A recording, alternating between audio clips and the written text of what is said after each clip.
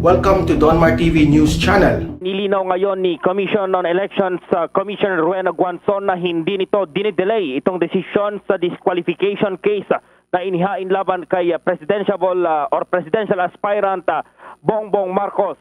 Ayon kay Guanzon na presiding officer ng COMELEC First Division, sa katunayan ay handa na raw itong kanyang hiwalay na opinyon noon pang Enero 17. Ang First Division ang siyang humahawak dito sa disqualification case laban kay Marcos na inihain ng akbayan at iba pang civic leaders dahil umarot sa paglabag dito sa tax code provision. Sinabi ni Guanzon na ang desisyon ng ponente ay pagbotohan naman ng tatlong COMELEC First Division members, kabilang na siya. Dagdag pa na paglilinaw ni Guanzon na hindi siya yung magsusulat ng desisyon sa naturang kaso. Narito pang paliwanag ni COMELEC Commissioner Rowena Guanzon.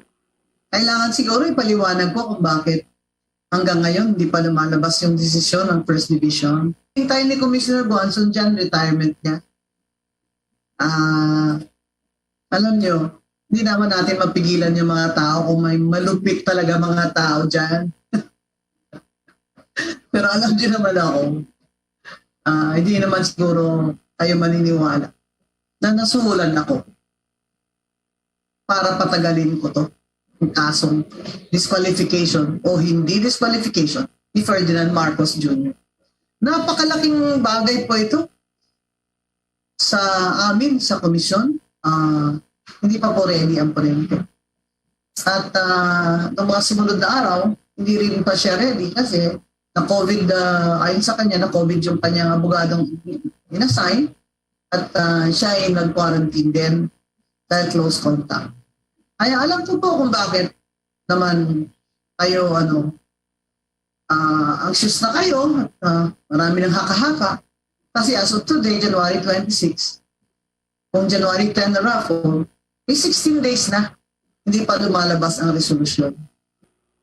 So yan, Bombo Dave, yung paliwanag ni COMELEC Commissioner Rowena Guanzon na nakatakdang magretiro na sa buwan ng Pebrero. So sa ngayon na, Bombo Gerald, parang floating pa yung lahat, no? Wala pa talagang kahit target na date itong First Division ng Commission on Elections pahinggil dito sa disqualification case laban kay former Senator Bongbong Marcos Jr. Bombo Gerald. Oo, Bombo Dave, sa sandaling physically present na itong ponente, yung magsusulat sa desisyon, ay dyan muna nila pagbobotohan, Bombo Dave, yung naturang kaso. Itong First Division ay kinabibilangan yan ni Commissioner Marlon Casquejo at Amy Ferolino. Itong si Casquejo yata, Bombo Dave, ay magre-retiro na rin sa buwan ng Pebrero. So hindi naman pa sinabi kung kailan, as long as hindi pa okay itong magsusulat sa desisyon, ay hindi pa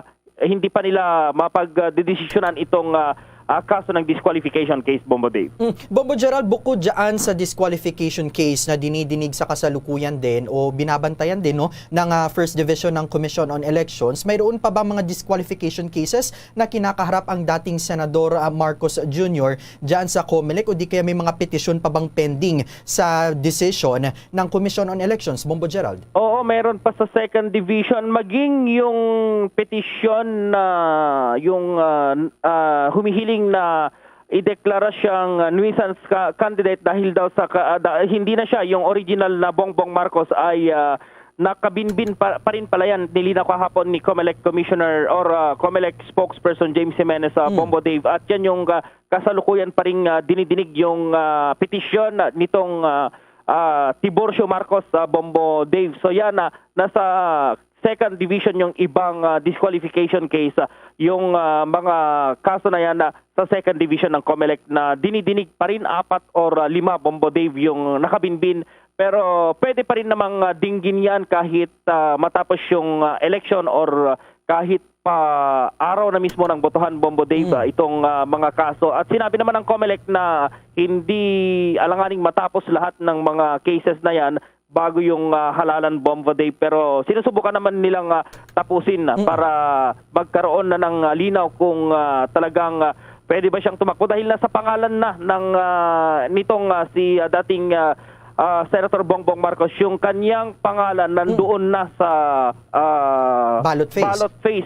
Yun yung balota Bombo Dave na gagamitin sa May elections. Nandun na yung pangalan ng dating Senador Bombo Dave. Ito, Bombo Gerald, kahit pending pa yung mga dinidinig na mga petisyon, mga disqualification cases, talaga napasama na pala talaga ang pangalan nitong former senator sa ballot phase, Bombo Gerald. Oo, may mga iba rin, Bombo Dave, na mga mayroong yung nakakuha ng TRO dyan sa Supreme Court, maging yung ibang kandidato na talaga namang pinapadisqualify ay nandoon na yung pangalan sa balota. So, kapag na-solve na, halimbawa kung mananalo ang dating senador at matatalo siya sa COMELEC, ay dyan na magkakatalo, Bombo Dave, pagkatapos ng eleksyon dahil nga nandoon na sa balota yung kanyang pangalan, Bombo Dave. Hindi press issue ng press freedom ang pagbigay ng National Telecommunications Commission o NTC sa dating frequencies ng ABS-CBN sa Pamilya Villar. Ito'y ayon sa isang statement, yan nga ang ipinaliwanag ng isang batikang abogado kaugnay doon sa mga netizens na nagagalit sa naging pasya ng National Telecommunications. Trending ngayon sa Twitter Philippines ng ABS-CBN matapos ipamigay ng National Telecommunications Commission o NTC ang mga dati nilang frequency. At isa sa mga nabigyan ay ang Advanced Media Broadcasting System na pag-aari ng Pamilya Villar. Kaya para sa netizens na naglabas ng galit sa Twitter, hindi makatarungan ang ginawa ng NTC. At anya, paglabag raw ito sa press freedom. Ngunit ayon kay Attorney Larry Gadon, walang kinalaman ng press freedom sa naging pasya ng NTC. Bakit naman yung iba? Yung Channel 4, 5, 7, 9, and 13, and etc. Sila ba pwede magreklamo na, bakit kami? Wala kaming Channel 2. Na-deprive ba kami ng aming press freedom? Di natural, hindi.